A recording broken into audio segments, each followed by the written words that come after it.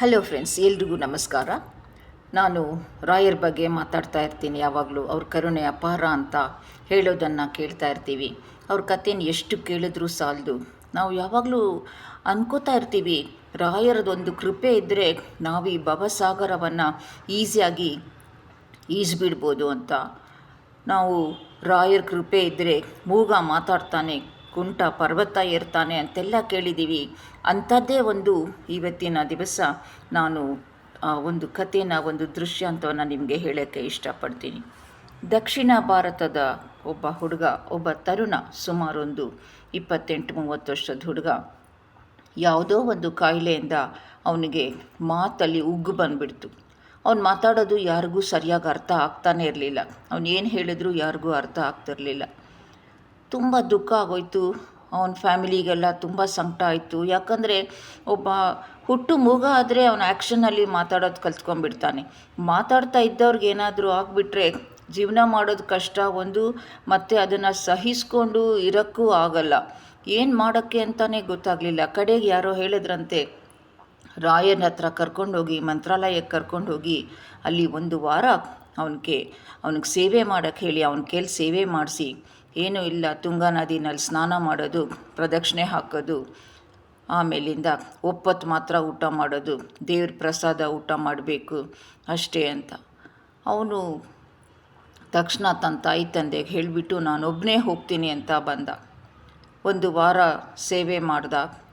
1 ವಾರ ಸೇವೆ ಆದಮೇಲೆ ಆಯಿತು, ಇನ್ನು 1 ವಾರ ಆಯಿತು, ನನಗೇನೂ ಆಗಲಿಲ್ಲ, ಯಾಕೋ ದೇವರೇ ನೀನು ನನ್ನ ಮೇಲೆ ಕರುಣೆ ತೋರಿಸಲೇ ಇಲ್ಲ ಅಂತ ಹೇಳಿಬಿಟ್ಟು ಅಲ್ಲೇ ಎದುರುಗಡೆ ಕೂತ್ಕೊಂಡು ತುಂಬ ದುಃಖ ಪಡ್ತಾ ಇದ್ದಂತೆ. ಬೃಂದಾವನದ ಎದುರುಗಡೆ ಮಹಾಮಂಗಳಾರತಿ ಆಗೋ ಟೈಮು. ನಿಮಗೆ ಗೊತ್ತಿರ್ಬೋದು, ಮಂತ್ರಾಲಯದಲ್ಲಿ ಪ್ರದಕ್ಷಿಣೆ ಹಾಕಬೇಕಾದ್ರೆ ಅಲ್ಲೇ ಟಿ ವಿನಲ್ಲಿ ತೋರಿಸ್ತಾ ಇರ್ತಾರೆ. ಹೊರಗಡೆ ರಶ್ ಇದ್ದಾಗ ಒಳಗಡೆ ದೇವರ ಅಲಂಕಾರ ತೋರಿಸ್ತಾ ಇರ್ತಾರೆ. ಅವನು ಅಲ್ಲೇ ಕೈ ಮುಕ್ಕೊಂಡು, ಕೈಯಲ್ಲಿ ಮಂತ್ರಾಕ್ಷತೆ ಹಿಡ್ಕೊಂಡು, ಕಣ್ಣಲ್ಲಿ ನೀರು ಸುರಿಸ್ಕೊಂಡು ಕೂತಿದ್ದಂತೆ. ಇದ್ದಕ್ಕಿದ್ದಂಗೆ ಆ ಅಲಂಕಾರ ಅಲ್ಲದೆ, ನೈಜವಾಗಿ ಮಾಡಿದ್ದ ಅಲಂಕಾರ ಅಲ್ಲದೆ, ಬೃಂದಾವನದಿಂದ ರಾಘವೇಂದ್ರ ಸ್ವಾಮಿಗಳು ಎದ್ದು ನಿಂತ್ಕೊಂಡು ಅವನಿಗೆ ದರ್ಶನ ಕೊಟ್ಟಂಗಾಯ್ತಂತೆ. ಎದ್ದು ನಿಂತ್ಕೊಂಡು ಲೈವ್ ಆಗಿ ರಾಯರು ನಿಂತಿರೋ ಹಾಗೆ. ಯಾಕಂದರೆ ನೀವು ನೋಡಿರ್ಬೋದು, ಗುರುವಾರ ದೇವ್ರಿಗೆ ಅಲಂಕಾರ ಮಾಡಿದಾಗ ಬೃಂದಾವನ ಸ್ವಾಮಿಯಲ್ಲಿ ವಿರಾಜಮಾನವಾಗಿ ಕೂತಿರೋದೇ ಸಾಮಾನ್ಯವಾಗಿ ಅಲಂಕಾರ ಇರುತ್ತೆ.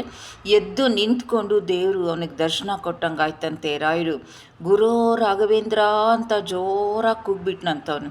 ಕ್ಲೀನಾಗಿ ಅಚ್ಚುಕಟ್ಟಾಗಿ ಮಾತಾಡಿಕೊಂಡು ಅಲ್ಲಿದ್ದವ್ರಿಗೆಲ್ಲ ಆಶ್ಚರ್ಯ ಆಯ್ತಂತೆ. ಅವನು ಹೇಳಿದ್ನಂತೆ, ಜೋರಾಗಿ ಹೇಳಿದ್ನಂತೆ, ನನಗೆ ಈ ಥರ ಮಾತಾಡೋಕ್ಕೆ ಆಗ್ತಾ ಇರಲಿಲ್ಲ, ನನಗೆ ಯಾವ ಶಬ್ದನೂ ಸರಿಯಾಗಿ ಮಾತಾಡೋಕ್ಕಾಗ್ತಿರ್ಲಿಲ್ಲ. ನಾನು ದೇವ್ರನ್ನ ನೋಡಿದೆ, ನಾನು ರಾಯರು ಕೂತ್ಕೊಂಡು ನನ್ನ ಎದುರುಗಡೆನೇ ನಿಂತ್ಕೊಂಡಂಗೆ ಆಯಿತು.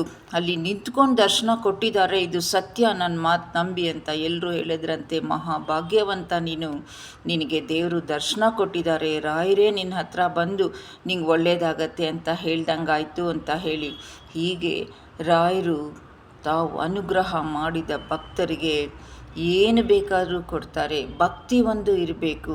ಕತೆ ಕೇಳಿ ನೀವು ಕೂಡ ಮನಸ್ಸಿನಲ್ಲೇ ಒಂದು ರಾಯರಿಗೊಂದು ನಮಸ್ಕಾರ ಹಾಕ್ತಿದ್ದೀರಾ ಅಂತ ನಂಗೆ ಗೊತ್ತು. ನಾವು ಕೇಳಿದ ನಮ್ಮೆಲ್ಲರಿಗೂ ಒಳ್ಳೆಯದಾಗಲಿ. ಧನ್ಯವಾದಗಳು.